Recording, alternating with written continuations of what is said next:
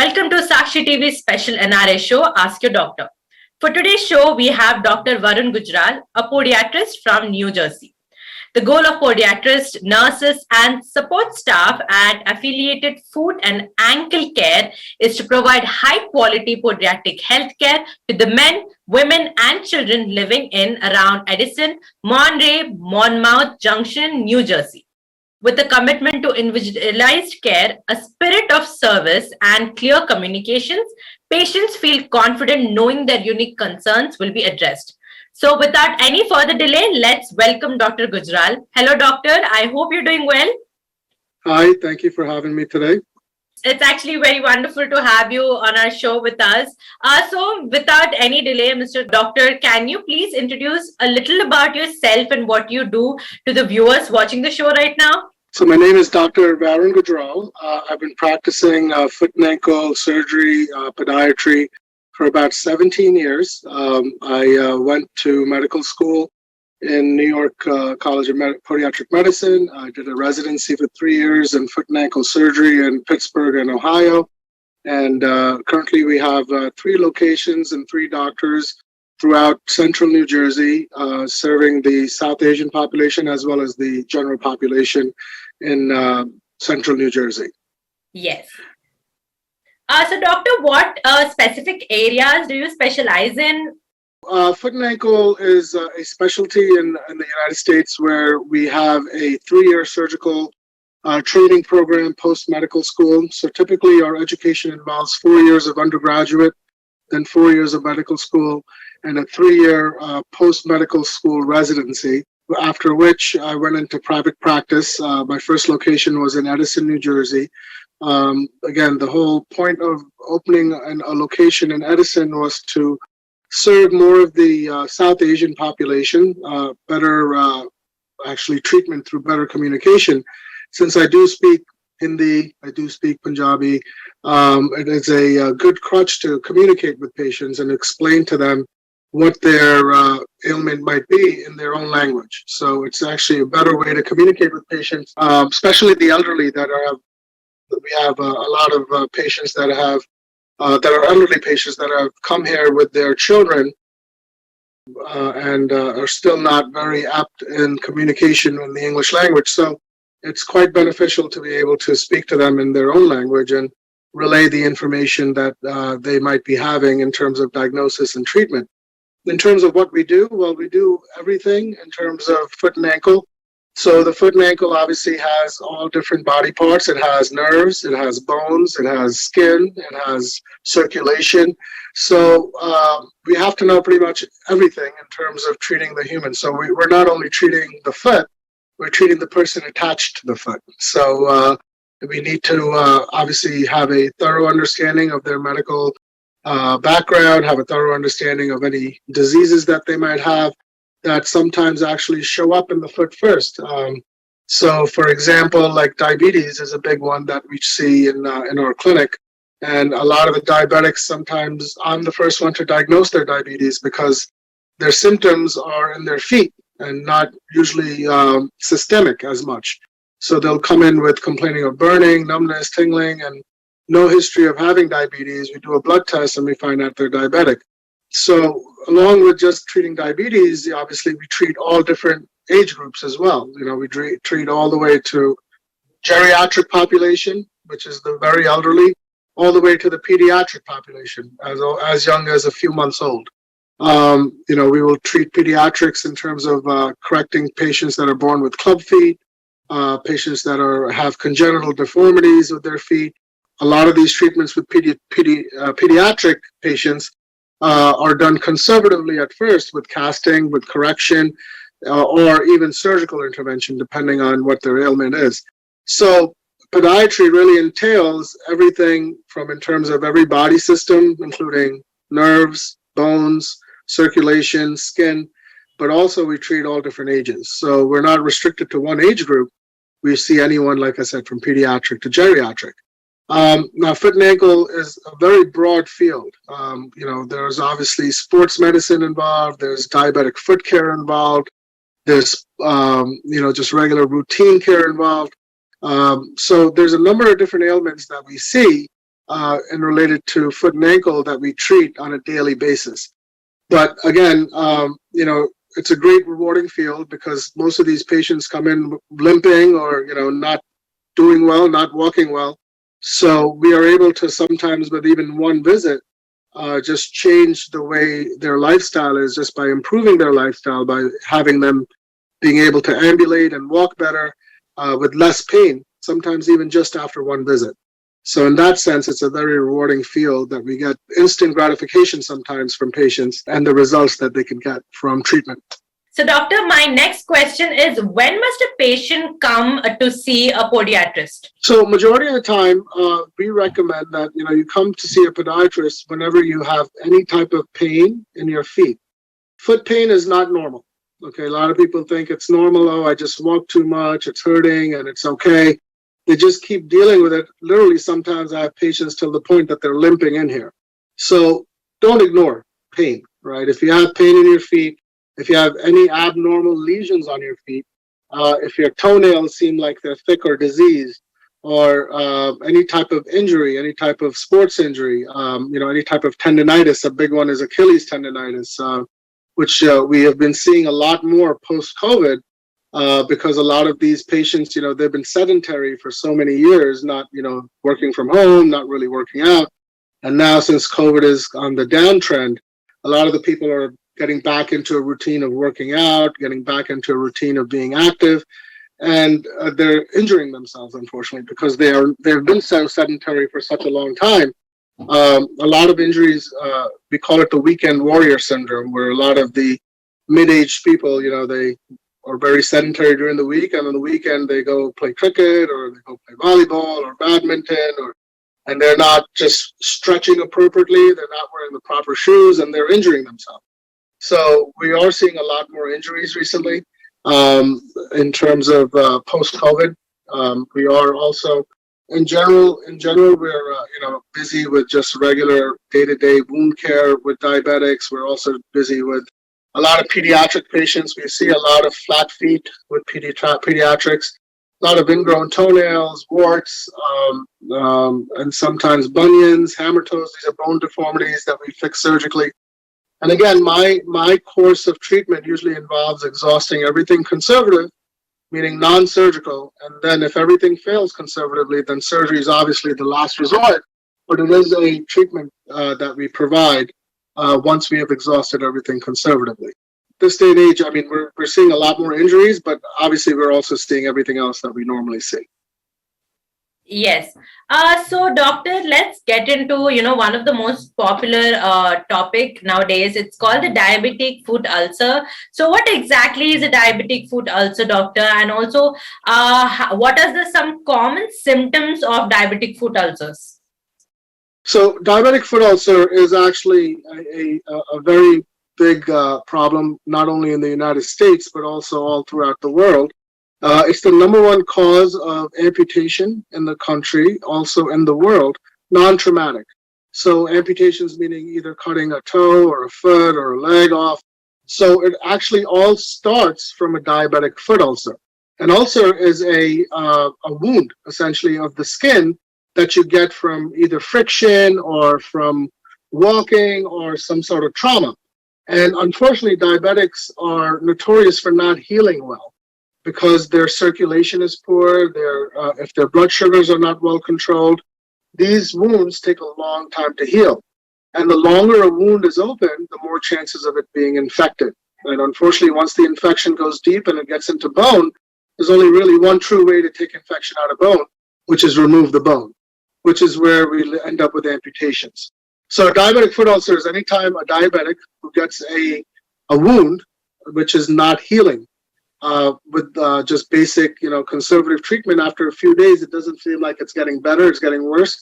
Those should be seen right away. They should not be ignored. They should be, as soon as any diabetic gets a wound, they should be seen by a professional right away so we can treat it, prevent it from getting infected. And majority of these ulcers happen in areas of high prominences, right? So if somebody's got a very contracted toe where the toes are prominent, they wear a tight shoe, it rubs, causes a wound doesn't heal, they don't feel because they have neuropathy. That's the big part with diabetes is a lot of the patients with diabetes end up with a symptom called neuropathy. So the three main things with diabetes is retinopathy, which can lead to blindness, nephropathy, which is kidney damage, which can lead to dialysis, and neuropathy, which is in your feet, which is nerve damage, so you lose feeling, which can lead to amputations. So really, the number one key to prevent is prevention, right, with diabetics. I tell all my diabetic patients, prevention is the best medicine because you don't want to get the wound or you don't want to get the ulcer.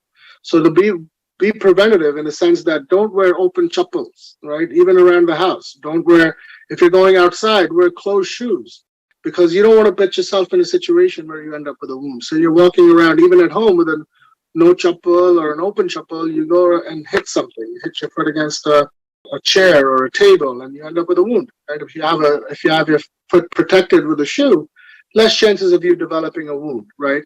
So protect yourself, prevent the wounds from coming. And then obviously control your sugar, right? Controlling your sugar can prevent the neuropathy, can prevent the retinopathy, can prevent the neuropathy. Now, when we say control sugar, typically we want to see your A1C, which is a blood test done every 3 months on diabetics, to be below 7. That usually delays the onset of all these problems. Not that it completely eliminates it, but it slows it down. People with an A1C of below 7 tend to have problems develop a lot slower as opposed to patients with A1Cs of 8, 9, 10. These patients develop these problems with the kidneys and the eyes and the nerves much quicker. And really controlling the sugar is the number one aspect. And controlling sugar in diabetics, again, there's three main aspects of controlling diabetes. And obviously they're all equally important. The three pillars, I call them, right? The three pillars of controlling diabetes. The first pillar is medication, right? The medication is something you don't control. This is a medication that your doctor gives you. You just have to take it like your doctor tells you, right? You can't make up your own schedule and take your medicine when you want. And okay, I think I need sugar today. I ate too much. I should take my medicine today. No, you should take it as your doctor prescribes. If he says take it twice a day, take it twice a day. Don't make your own schedule. So number one pillar is medication, controlling your sugar. Number 2 and 3, again, all equally important. Number 2 and 3 are under your control, right? The patients who are diabetic. Number 2 is diet. Diet meaning what you eat.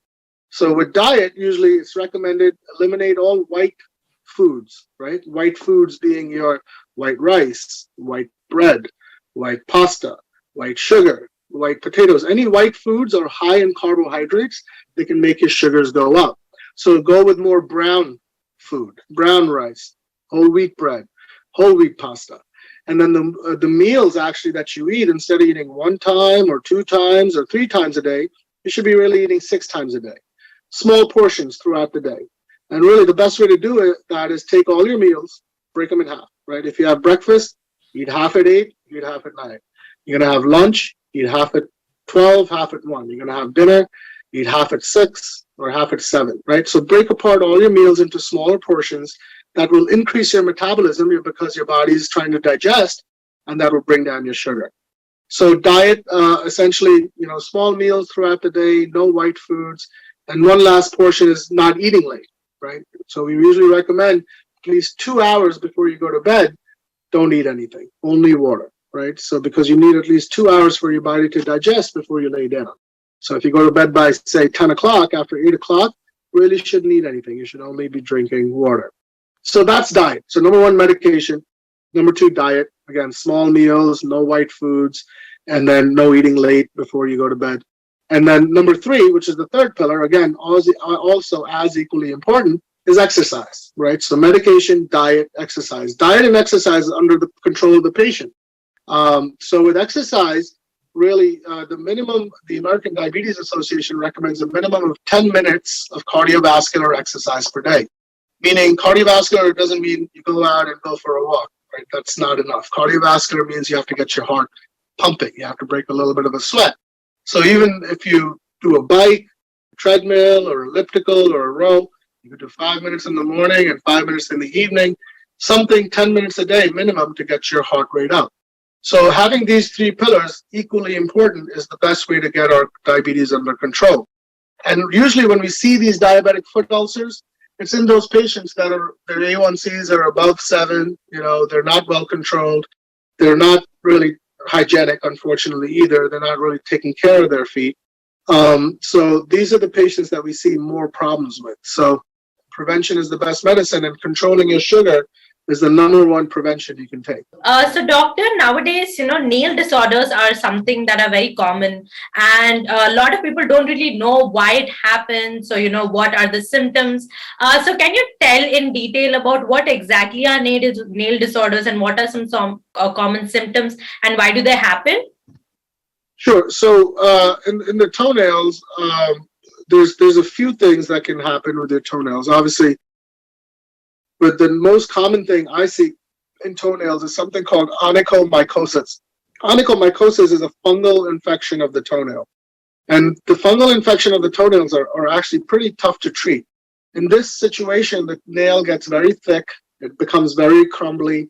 It's almost, it falls apart. It feels like it's got a yellowish discoloration to it. These are signs of a fungal infection of the toenail. Usually fungus likes to grow in a dark, moist place. So usually we see fungus coming in from people that wear wet shoes or, do a lot of work in a wet environment, and they don't really treat their shoes or wash their shoes. These patients can develop onychomycosis. So again, onychomycosis is a fungal infection of the nail, and it makes the nail very thick, so it hurts inside your shoes. It's very difficult to cut. And the treatment usually involves coming in and really cutting it down, grinding it down, and then we start with a oral medication as well as a topical medication like a polish. But the treatment is very slow. It takes a very long time for the nail to get better because the nail just grows very slow. So that's probably the number one thing we see with nail disorders is an onychomycosis. Besides that, other nail disorders we'll see is, we'll see ingrown toenails a lot, especially in children. With toenails, because children tend to continue to wear tight shoes till they can't, because they're like, oh, they're okay. And people usually don't check their children's shoe sizes enough, right? Typically, they should be checking them every 6 months because children are growing, right? So their feet are growing. So children, unfortunately, and parents as well, just don't realize that they need to be checking their shoe sizes, because tight shoes can also lead to the skin growing over the nail and the nail getting ingrown and getting infected. And for that, usually we do a little surgical procedure right in the office, where it's called a nail avulsion, where we remove the nail from the corner wherever it's digging in. And again, if it becomes a chronic situation, we do it once, we do it twice. If it happens the third time, we actually do a procedure called a matricectomy, where we kill the nail root and the nail never grows back again. But again, that's for more chronic situations. Other nail disorders, so ingrown toenails, onychomycosis, other nail disorders, sometimes we can see systemic diseases in our nails. So if you have white lines going through your nails, that's an example of psoriasis. If you have horizontal lines or a divot or a bump in your nail, that could be signs of pulmonary problems. If you have little red dots inside your nails, that's petechia. That could be signs of early heart problems.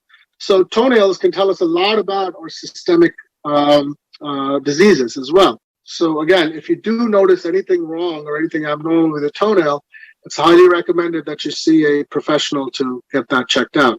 And probably dermatologists are probably more readily available in India than podiatrists, I would think.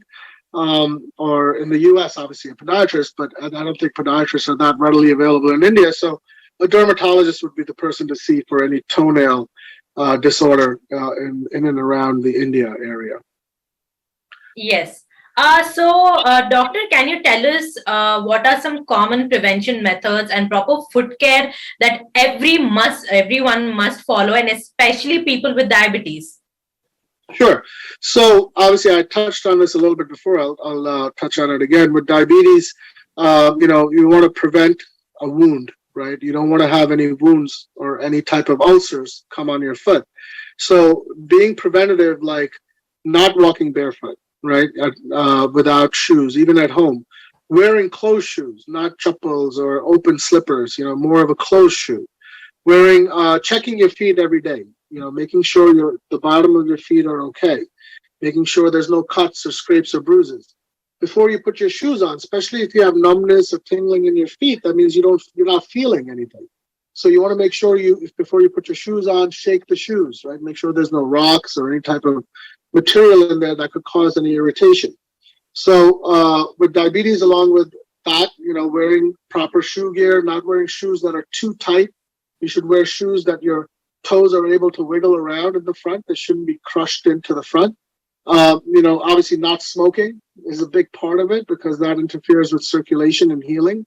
And then controlling your sugar. That's in general for diabetes. Another good preventative foot care is that, you should treat your shoes, right? Because if your problems in the feet, majority of the problems come from the shoes. So because you wash your feet, you wash your socks, nobody washes their shoes. So spraying a disinfectant inside your shoes, something like a Lysol, I don't know if that's readily available, but it's readily available in the US. Spraying Lysol in your shoes once a week, leaving it overnight, that's a good prevention that you can do to keep hygienic, right? So spray your shoes with disinfectant once a week. Make sure your feet are absolutely dry before you put your socks and shoes on. Because if you leave a little bit of wetness in the dark shoe, that's a perfect environment for a fungus to grow. So those are some basic foot care prevention that you can do. And again, with diabetics, don't ignore any type of pain. Don't ignore any type of wound. The sooner you can treat it, the less chances of problems occurring in the future. We also do certain things like people that have very fallen arches or flat feet or bunions or hammer toes. A lot of the orthopedic problems that we see with the bones and muscles of the feet, we can treat with something called custom orthotics or insoles, right? Custom orthotics are something we make where we take a mold of someone's foot and we make an insole to put inside their shoes or their sneakers, essentially like eyeglasses, but for the foot, right? So they're putting the foot in the right position when you're standing or walking. So I've sometimes made orthotics for patients with severe lower back pain, right? Because they're flat-footed. So if you make them this insole, it corrects their alignment, their back pain goes away. So because the foot is the foundation to your house, right? So if the foundation is off, everything is going to be off, going up. The main thing here, the main take-home point is foot pain is not normal. And if you do have any type of wound of being a diabetic, don't wait. Don't think it's going to heal on its own. Just try to come in and get it evaluated so you can prevent any type of further damage from happening. And, and if there is any type of, not even diabetics, any type of injury in general with the feet, people really tend to ignore their feet. It's the most abused body part in our because we use it every day, right? And my big saying is if you have a flat tire, you can't go anywhere, right? So you need your tires to be able to walk, and you need your tires to be able to be functional, to be able to be performing your daily activity. And even if you're an athlete or if you're a sedentary person, right? Everybody needs their feet. So don't ignore them. So take care of them because they have to last you for your lifetime. Yes. So doctor, another common question, I think a lot of this heel pain specifically is very common nowadays, for young people also. So can you please tell us why does this heel pain happen, and is it something that people can ignore? Some blame it on their heels, some blame it on their, them walking the whole day. So can you tell us what are some symptoms and when must they come see you? Sure. So heel pain, also commonly referred to as plantar fasciitis, is anything with itis. It's essentially inflammation, right? Tendinitis, gastritis, iritis. So plantar fasciitis is the inflammation of something called the plantar fascia. The plantar fascia is a long ligament on the bottom of your foot, which actually helps kind of guide you while walking, and it's kind of like a rubber band, right? So it adheres to different type of surfaces, adjusts your foot to different type of surfaces. But this band, which is the plantar fascia, becomes tight over time. Especially people with flat feet, or people who walk barefoot, or people who wear the improper shoes can develop this type of problem. So essentially, this is tightness of that ligament. And the number one symptom that I see with this is people have pain when they first wake up in the morning. When they first wake up, they put their foot down, they're limping because the heel is hurting. They can't fully put their foot down. So that's a very common symptom of plantar fasciitis. And if you're having that, that's the time to probably come in and take a look, get some x-rays to see if you sometimes develop heel spurs from plantar fasciitis. So heel spurs are not what's hurting though. What's hurting is what's causing the spur to form. A heel spur is an extension of the bone. Because that ligament is so tight on the bottom of your foot, it pulls on the bone and it makes a heel spur. And that can lead to pain, right? So the treatment for plantar fasciitis is number one, stretching, number two, support. Sometimes we give people night splints to wear at nighttime to stretch it out when they're sleeping so they don't have the pain in the morning. And sometimes cortisone injections right into the heel area to reduce the inflammation, depending really how severe they are. Sometimes physical therapy. We need a therapist to come in there and kind of loosen up that muscle or that ligament. So plantar fasciitis, again, is inflammation of the plantar fascia, which is heel pain, right? So heel pain, very common. I see it all the way as young as, like you said, 20s, but as old as 60s, 70s. It can develop any time for any age. So heel pain, again, inflammation of the plantar fascia, and underlying treatment is really, number one treatment is stretching that ligament, supporting that ligament, and then sometimes an anti-inflammatory through oral medication or through an injection, depending how severe their pain is. But a lot of these patients, do develop this symptom because, like I said, that weekend warrior. Sometimes that's a big thing. People start doing activity without stretching appropriately, or they start running or start a whole activity regimen without really making sure they're wearing the right shoes or they're not stretching, like I said, appropriately before they're doing these activities. This can all exacerbate or bring on this problem. So if you do get heel pain and you get that symptom of the first step of the morning, it's hurting, end of the day, also very common that your feet hurt. The worst thing you can do with heel pain is walk barefoot, especially at home, right? Where you have tile floors, marble floors, wood floors. This is putting direct pressure on that heel. So always wear a slipper at home as well. Never go barefoot if you have any type of heel pain. So wearing a slipper, stretching, sometimes making that insole to support them when they're working out. These are all parts of the treatment of getting this better, but it is quite common. It is something that is probably the top three thing that we see in our office is heel pain. But heel pain, again, if it's on the bottom, it's usually plantar fasciitis, but sometimes you can have it on the back of your heel, right? And that's a different problem. That's Achilles tendonitis. That's an Achilles problem. But essentially the treatment's the same because it's a tight muscle. It's a tight tendon at that point, Achilles tendon. And that can also lead to a spur because it can lead to a spur in the back of the leg.